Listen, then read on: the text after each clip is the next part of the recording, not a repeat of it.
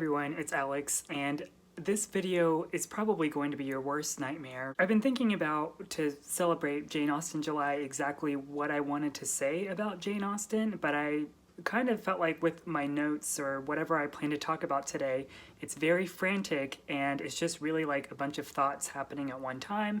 So all I can say is to prepare yourself. But regardless of whatever rambling I'll be doing in this video, my ultimate goal is to hopefully inspire you, if you haven't read Jane Austen yet, to consider reading her. It was last year whenever I went down my Jane Austen rabbit hole and read all of her works, and it was because of Pride and Prejudice specifically. And I thought it would also be helpful to frame the order in which I read the rest of her books. So I read Pride and Prejudice, and then I read Persuasion, Mansfield Park, Sense and Sensibility, Emma, and Northanger Abbey. And I think based on this list, I had a really lucky order, thinking of things of like reading Persuasion right after Pride and Prejudice.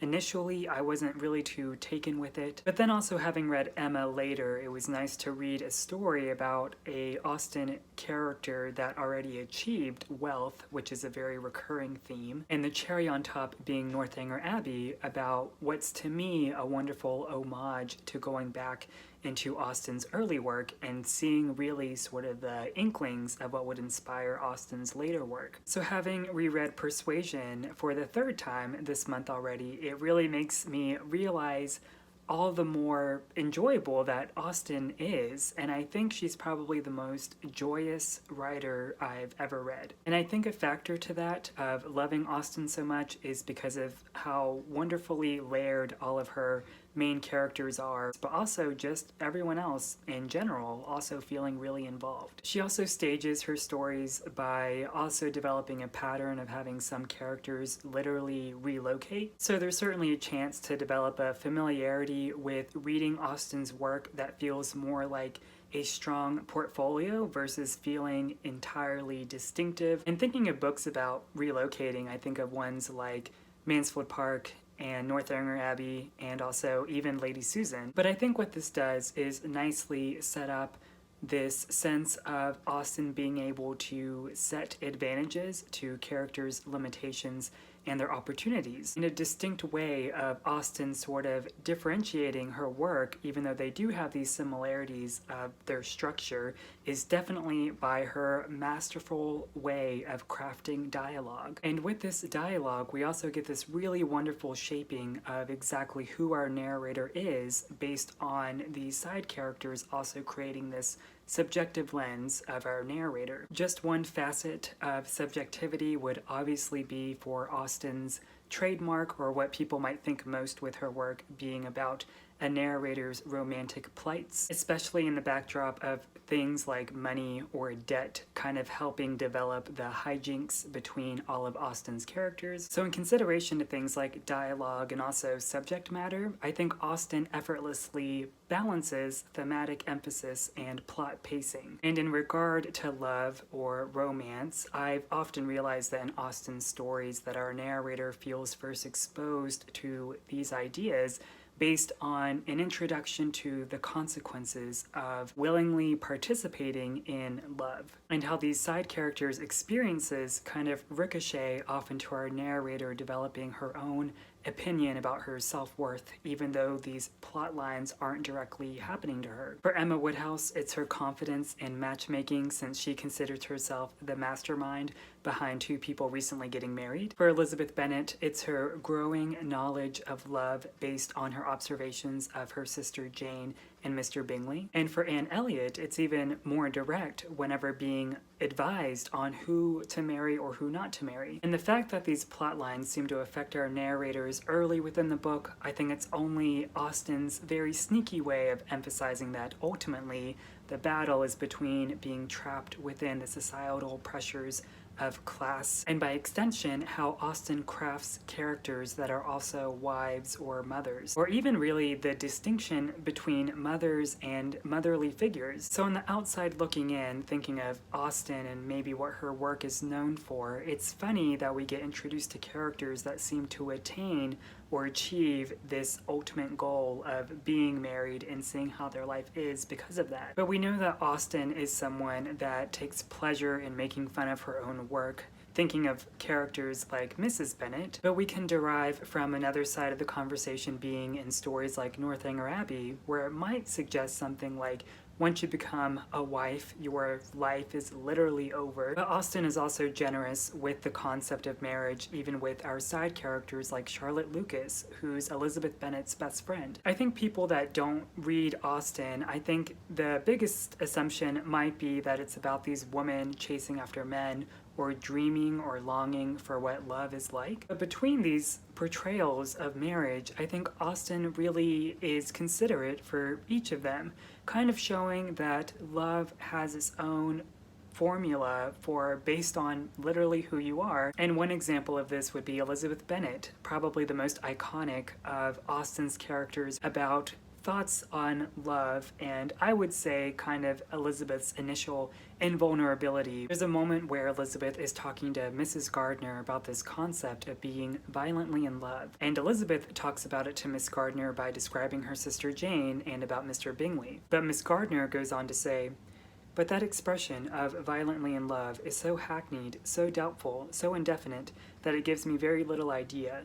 It is as often applied to feelings which arise from a half-hour's acquaintance as to a real, strong attachment." And then later in the book, at Mr. Darcy's Confession, Elizabeth is describing the moment as saying, "The happiness which this reply produced was such as he had probably never felt before, and he expressed himself on the occasion as sensibly and as warm as a man violently in love can be supposed to do." To me as a reader, it's so rewarding to get these callbacks to these snippets of dialogue, primarily because within this moment that Elizabeth is actually never directly looking at Mr. Darcy, so she only leaves this within kind of her imagination of what happiness because of love is like. And while I would say culturally, definitely there's that influence of this grandiose moment of love being much like Mr. Darcy's and Elizabeth's, we also have other characters like Elizabeth's sister Lydia, who I would say has a much more resisted concept of what violently in love is like. So even thinking between Elizabeth and Lydia, I think that Austen does do this great job at creating this fine line between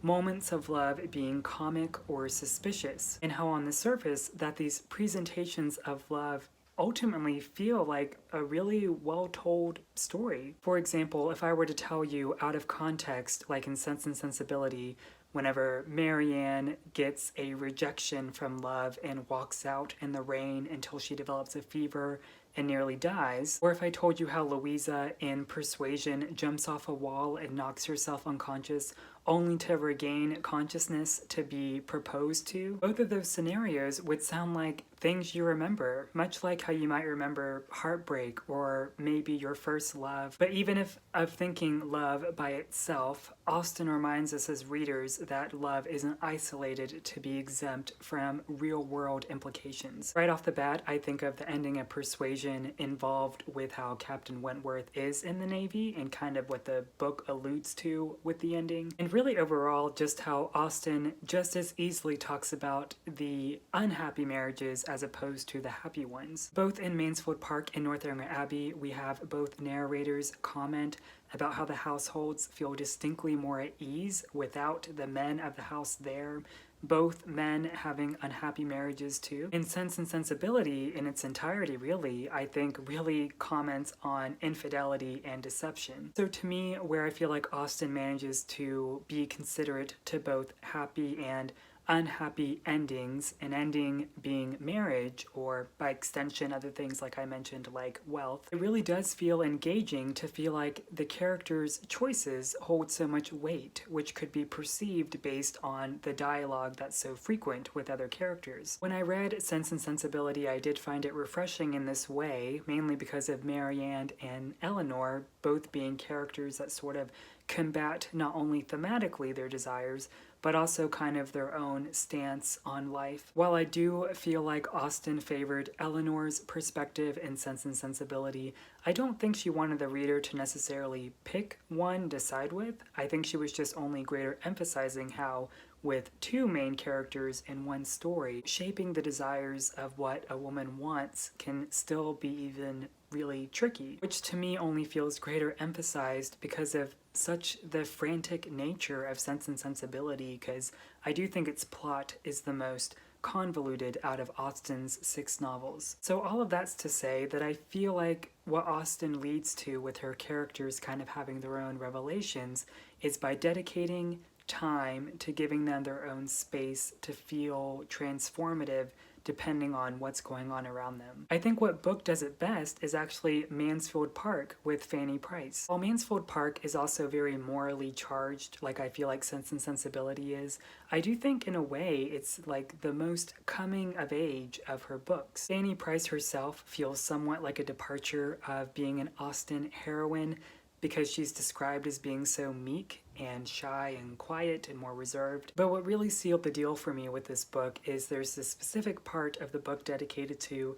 this play that Fanny and other characters put on. And really all that's happening is that the characters are acting the attributes affiliated with these characters in the play, when really it's sort of this bigger scheme at just discovering themselves more. And since Fanny's already an outsider, I thought this concept was really fitting, where she can put on these different personas to find out more about what she wants, especially having moved or made the leap to somewhere from like Portsmouth to Mansfield Park. But I also liked how both in Mansfield Park and Northanger Abbey, how really they're two books that lack so much supervision, and it doesn't really have any adults to give the authority on what the tone of space is like. Earlier I mentioned how Mansfield Park and Northanger Abbey has our narrators specifically comment on the lack of supervision or feeling more at ease. I think a part of that is where Austen coincidentally has these two books feature her youngest characters, which makes everything feel like this haven of a placeholder before the real world might happen to you, where concepts like marriage and also wealth and class might take more of the forefront. And if it's adults that sort of establish this contract of society for adolescence or innocence in Mansfield Park and Northanger Abbey, thematically with older characters, I feel like it's replaced by our characters feeling so involved with marriage and class. With all of these factors I mentioned, to top it all off with Austen's trademark being so well known for her romances, I can only imagine, or really I should say, I can only appreciate more the effect of how all these characters feel within all of these different things going on or what's happening in Austen's books. Whether reading from the narrator's point of view or focusing more on any side character's point of view, what's such an accomplishment to me with Austen is how her worlds feel